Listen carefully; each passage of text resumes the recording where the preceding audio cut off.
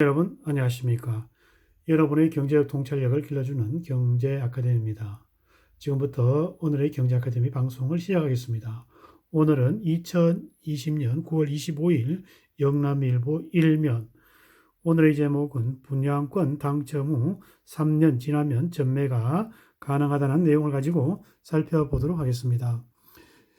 대구를 비롯한 지방광역시에도 지난 22일부터 분양권 전매 제한이 시행됐지만 분양권 당첨 후 3년이 지나면 분양권 전매가 가능한 것으로 확인되었습니다.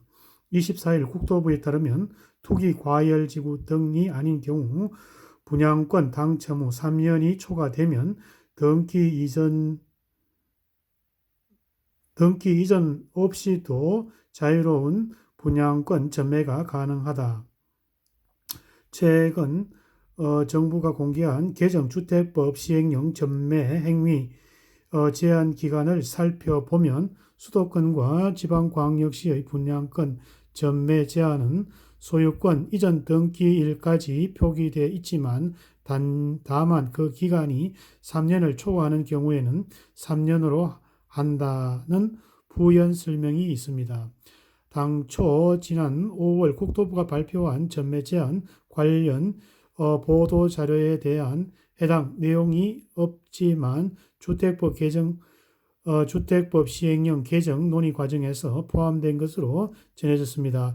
영남일보 취재진의 관련 질의에 국토부 관계자는 공사가 늦어질 경우 소유권 이전 등기까지 무한정 기다릴 수 없다는 문제가 제기가 있어서 전매 제한 기간을 3년으로 정한 것으로 안다고 답변하였습니다. 따라서 대구도 투기 과열 지구인 수성구를 제외한 나머지 지역에서 분양권 당첨 후 3년, 수성구는 5년이 지나면 소유권 이전 등기 여부와 관계없이 분양권 전매가 가능하게 된 것입니다.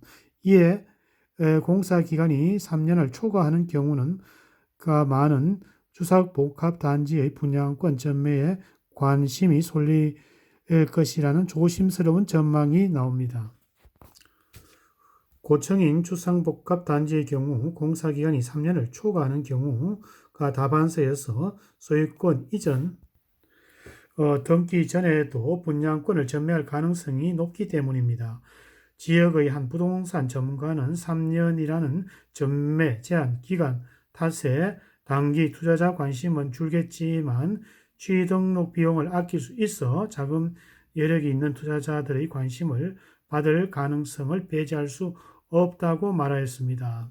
한편 분양권 전매 제한 기간이 3년으로 확인되면 대구 지역의 도심 정비 사업 진행에도 관심이 쏠립니다. 향후 건설된 상당수의 주상 복합단지의 분양권 전매가 가능해질 것으로 관측되면서 관련 개발의 성패에도 영향을 미칠 것으로 보입니다.